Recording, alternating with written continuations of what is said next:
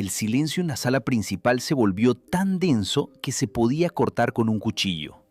Curviselma estaba de pie, con los brazos cruzados sobre el pecho, intentando mantener una postura digna mientras sus ojos se llenaban lentamente de lágrimas que se negaba a dejar caer. Frente a ella, Lorena Herrera no gritaba, no necesitaba gritar. Su voz era fría, calculada. Cada palabra caía como una sentencia definitiva que desmontaba la autoestima de la joven participante pieza por pieza.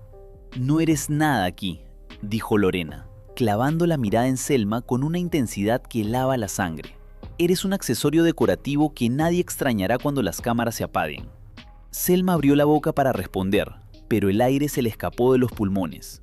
Las demás participantes, Kaeli, Celine y Kenny, observaban desde la cocina, congeladas, sin saber si intervenir o si aquello era una guerra perdida antes de empezar. Ese momento, ese instante exacto donde la jerarquía social de la Casa de los Famosos se mostró en su forma más cruel y despiadada, marcó el punto de no retorno. Pero para entender por qué una mujer con la trayectoria de Lorena Herrera decidió destruir públicamente a Curviselma, tenemos que retroceder. Tenemos que entender cómo una simple discusión sobre el reparto de tareas domésticas se transformó en una ejecución pública que dejó a toda la producción sin palabras y a la audiencia dividida entre la indignación y el morbo. Todo comenzó 3 días antes, durante una madrugada insomne en la casa. La tensión ya se respiraba en el ambiente. Los participantes estaban agotados. Las nominaciones anteriores habían dejado cicatrices visibles en la dinámica del grupo. Curviselma, quien había llegado al reality con la etiqueta de influencer y modelo plus size, llevaba semanas intentando demostrar que su presencia no era solo estética. Quería ser tomada en serio. Quería demostrar que tenía carácter, que tenía opinión y, sobre todo, que merecía estar allí tanto como cualquiera de los veteranos de la industria. Sin embargo, la percepción dentro de la casa era diferente. Para algunos, como Fabio Agostini y Stefano Piccioni, Selma era vista como alguien que buscaba atención constante. Alguien que dramatizaba situaciones simples para generar contenido. Esta percepción, aunque injusta, creó una barrera invisible alrededor de ella. Nadie la incluía realmente en las conversaciones profundas. Era la invitada permanente a la fiesta, pero nunca la anfitriona. Lorena Herrera, por otro lado, ocupaba un lugar privilegiado. Con décadas de experiencia en televisión, cine y música, Lorena se había autopropuesto como la matriarca indiscutible de la casa. No era una líder democrática, era una reina absoluta que esperaba obediencia y respeto inmediato. Y cuando no lo recibía, su reacción no era la de una compañera, sino la de una diva ofendida. La chispa que encendió la pólvora fue aparentemente trivial. Durante la limpieza general de la mañana se asignaron tareas. A Curviselma le tocó limpiar los baños, una tarea que nadie quería pero que todos aceptaban como parte del juego. Selma, sin embargo, llegó tarde a su turno. Estaba hablando con Josh Martínez y Luis Coronel sobre sus inseguridades, sobre cómo se sentía juzgada constantemente por su cuerpo y por su origen. Esa conversación, íntima y vulnerable, hizo que perdiera la noción del tiempo. Cuando finalmente tomó la escoba, Lorena ya había terminado su área y estaba supervisando, con los brazos cruzados, el trabajo de los demás. Al ver a Selma apenas comenzando, Lorena soltó un suspiro exagerado, lo suficientemente fuerte para que todos en la sala lo escucharan. Algunos creen que el tiempo es relativo solo para ellos, comentó Lorena mirando directamente a Celini Santos, buscando cómplices. Selma escuchó el comentario, sintió la punzada en el estómago. Podría haber ignorado, podría haber seguido limpiando en silencio, pero algo se rompió dentro de ella.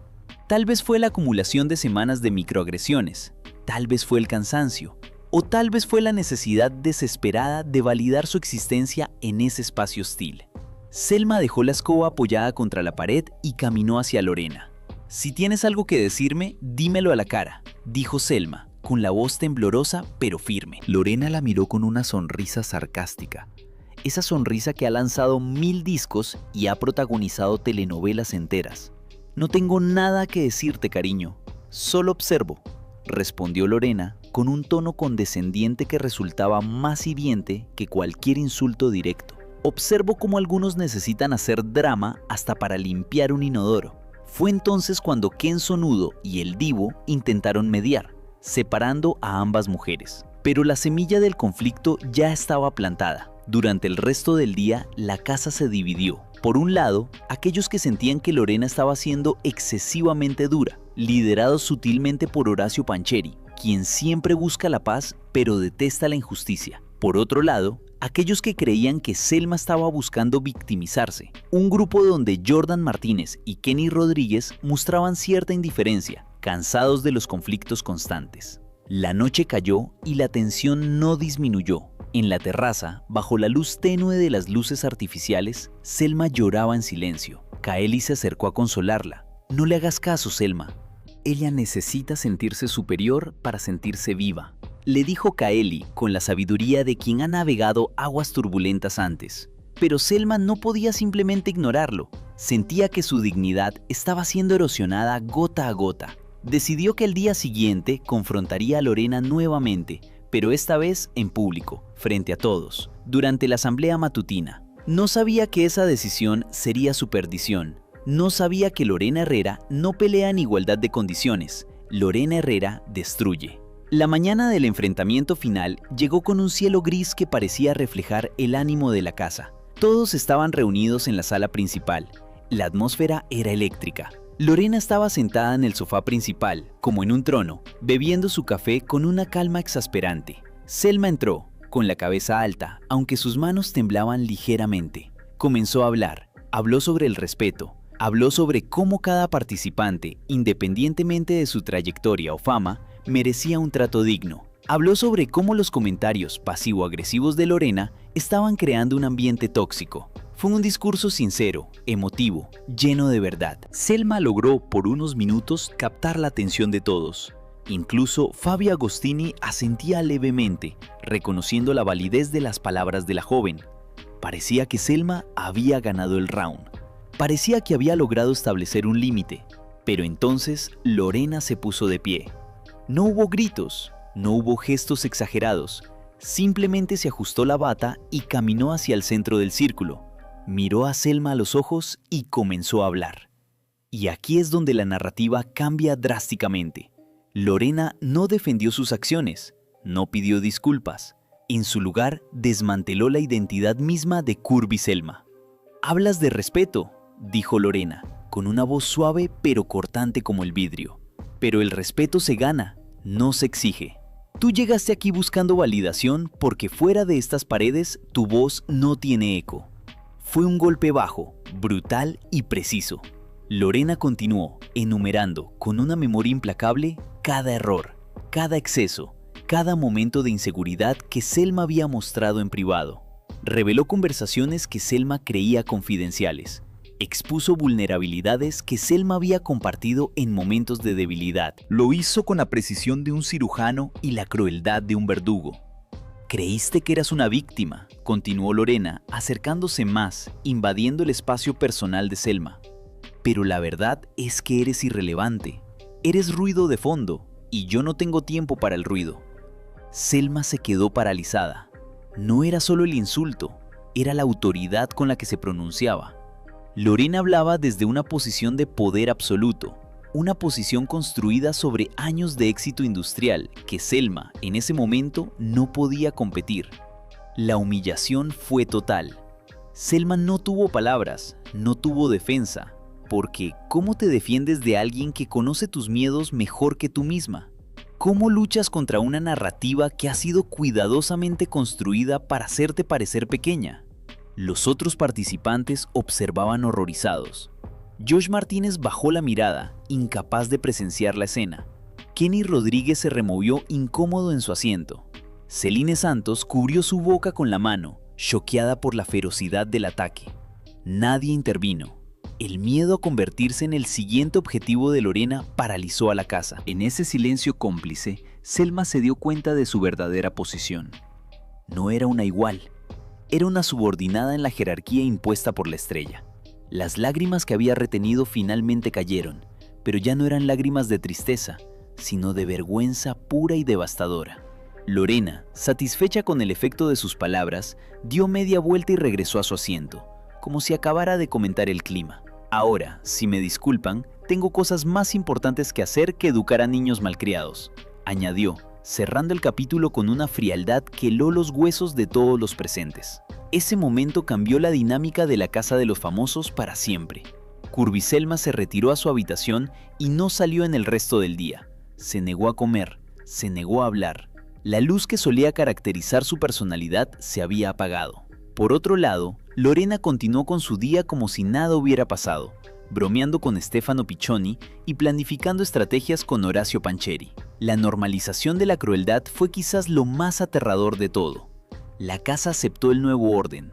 Lorena había establecido su dominio no a través del liderazgo, sino a través del terror psicológico.